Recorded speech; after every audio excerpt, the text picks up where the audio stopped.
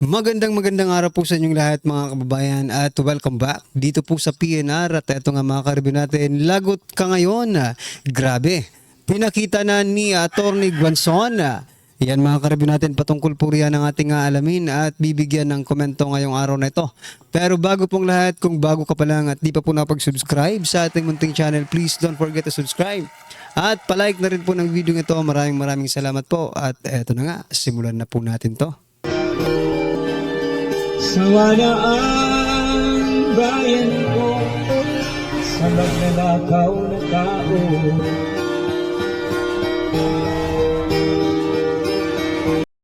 So ito mga karibyo natin, bago po natin muling i-play ang video ito, pasadahan po muna natin ang mga nagtatrending na mga balita dito po sa mundo ng social media at unahin na nga po natin itong si President Bongbong Marcos Jr. Sinabi niya po ay tigilan na or stop politics. Ito po mga karibyo natin, ang balita mula po sa Manila Bulletin. PBBM politics is over. Now it's time to serve. Yan mga kababayan, hindi po ba tayo nagtataka? Napakagandang pakinggan pero mga karibyo natin kung iisipin po natin, 3 taon na po siyang nakaupo. Ibig sabihin ba nito, sa 3 taong pamumuno ni President Bongbong Marcos Jr. ay puro pamumulitika ang kanyang ginagawa? Dahil ngayon niya lang na-realize na tapusin na ang politika at magtrabaho na ng maayos. Nako po. Hanip talaga itong si President Bongbong Marcos Jr. Baka sa susunod na taon, iba na naman po ang sabihin nito mga karibyo natin. Anyway, ano po ang inyong masasabi dyan? I-comment nyo na lang po. At eto pa. Ito po ang balita mga karibyo natin. PBBM admin, payayamanin ang Pilipinas. Agoy. Baka sila lang ang yumayaman mga kababayan. Totoo ba? Papaanong paraan? Sa papaanong paraan nila payayamanin ang Pilipinas? Di ba? Kasi po mga kababayan, no? Paano ba yayaman ang Pilipinas kung walang mag-i-invest, walang investors na pumapasok? Di ba? Baka, yun nga po mga kababayan.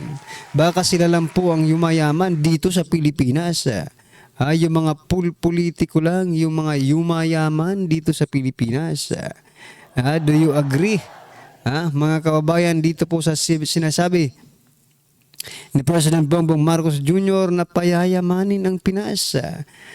Anyway, yung mga naniniwala, congratulations po sa inyo.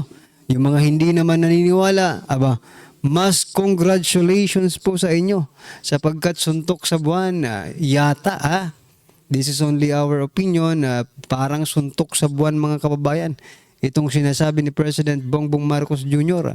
Paano po payayamanin ni President Bongbong Marcos Jr. administration ang Pilipinas kung ultimo nga presyo ng mga bilihin, bigas, di ba?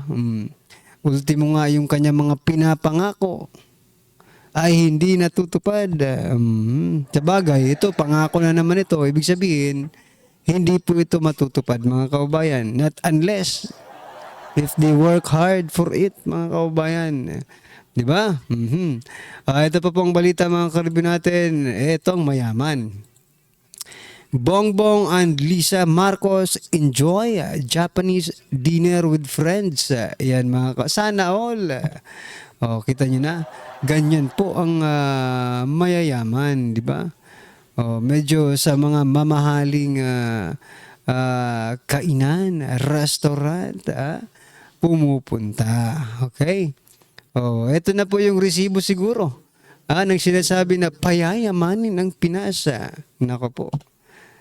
Anyway, sana ay mabusog kayong lahat sa Japanese dinner na yan. Alright? Ito pa mga karibyo natin.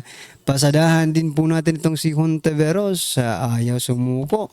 Ni Hontiveros, Hontiveros Pink Yellow Must Consolidate for 2028. Ayan mga kababayan. Talagang may pangarap talaga ito, may ambisyon itong si Risa Hontiveros, no, to be the next president of the Philippines. Yun nga lang kung sasang-ayunan siya ng pagkakataon. Mukhang mahirap yata itong pangarap ni Risa Hontiveros. Bago ka po mangarap ng pagka-presidente, sagutin mo muna yung mga issue ngayon na ipinupukol sa'yo ni alias Rene, di ba? Na ikaw di umano ay nambabayad or nambabribe ng mga witness at nagtatanim ka pa ng mga speaking witnesses. Alright. Ano po ang inyong masasabi dyan mga kaubayan? I-comment nyo na lang. At eto pa, pasadahan din po natin itong si SOG Boying Rimulya. Sabi po dito ni Atty. Panelo, hindi po pwedeng si Rimulya ay maging ombudsman kasi yung mga ginawa niya, nilabag niya ang karapatan nila Kibuloy, Bantag, Teves at dating Presidente Duterte. Yun ang magpapatunay na hindi siya magiging patas. Nako, tama ka Atty. Panelo, pero mas may nakikita pa pong dahilan ng ating mga kababayan kung bakit gustong-gusto ni Rimulya na maging ombudsman. Ito po ang sabi ng ating mga kababayan, mga karibyo natin, dahil daw itong si Rimulya ay may mga kaso dito sa ombudsman. Parang gusto niyang siya mismo ang mag-try and decide dito sa kanyang mga kaso sa ombudsman. Ako. Syempre, ikaw ang ombudsman. Gusto mo bang makasuhan ka pa ng sarili mong opisina?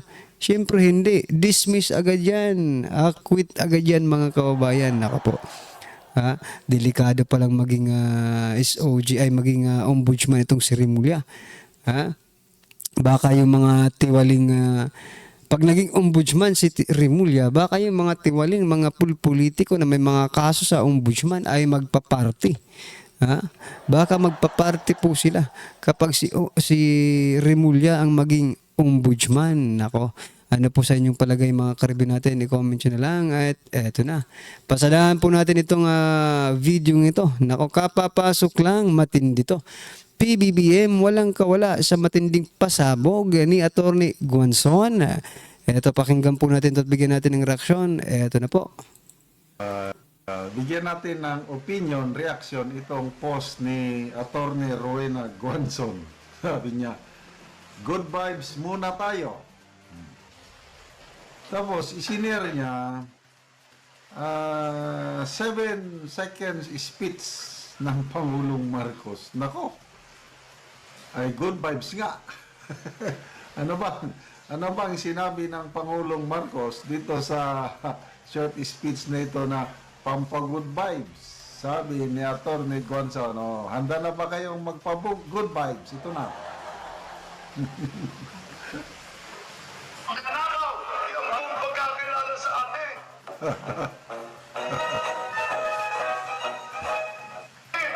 Na hindi magnanakaw! Ang pagkakilala sa atin!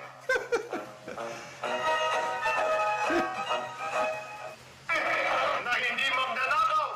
Ang pagkakilala sa atin! Na hindi magnanakaw ang pagkakilala sa atin.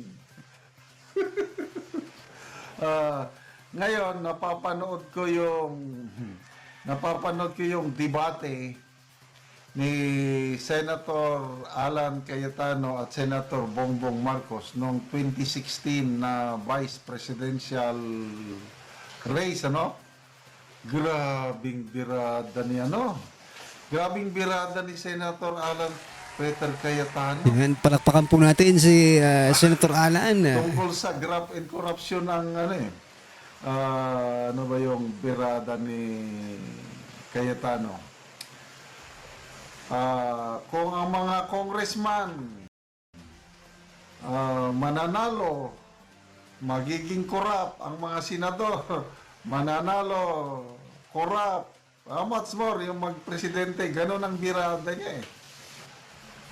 Ang lakas ng patama niya sa Marcos. Kasi noon pa itong Cayetano, talagang sinasabi ni Senator Alan Peter Cayetano, sumama siya EDSA 1. So yung pagpatalsik sa Marcos Sr., nandun na.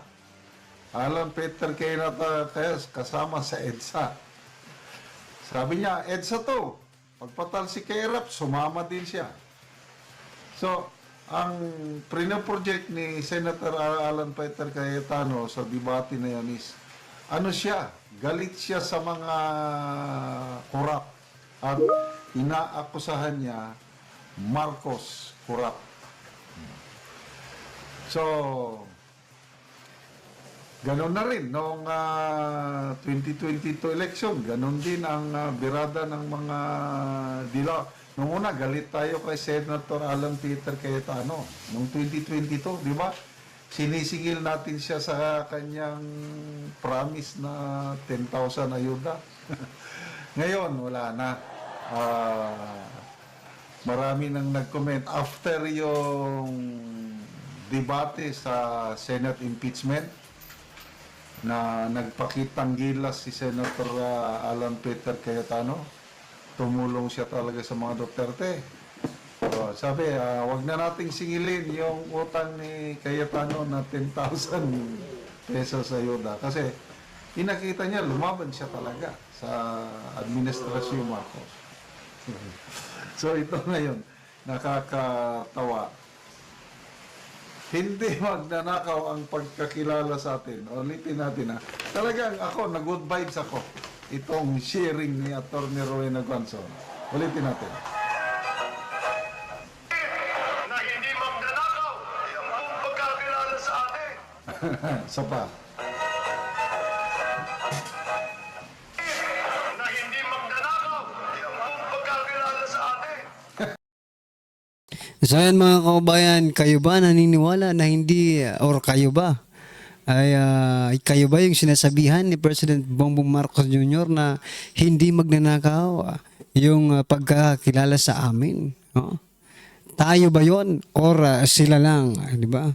Ako, parang mahirap paniwalaan na hindi sila magnanakaw eh. Kasi napakarami po nilang kaso. No?